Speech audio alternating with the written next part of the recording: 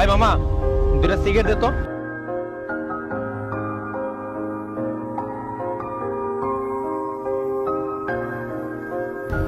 এই মামা, দিছে। মামা আজকে আপনি টাকাটা দিয়ে তারপর যান। কি রে মামা, তোর কথায় তো অন্য ফ্লেভার পাইতেছি। দেখেন মামা, আমার মাত্র 3000 টাকার ব্যবসা, আপনার কাছে যদি আমার 713 টাকা বাকি থাকে তাহলে আমি চলবো কিভাবে কোন? আরে বেটা দিমুনে পরে লই যা। এই মামা, এই দাঁড়ান।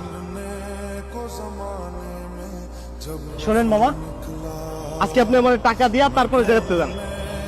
রে তুই আমার এত তো পাঙ্গায় গজায় গেছে কা মাদার চোদ। पता चला कि गलत लेके मैं पता निकला पता चला What do you mean by মামা চোদ? হ্যাঁ?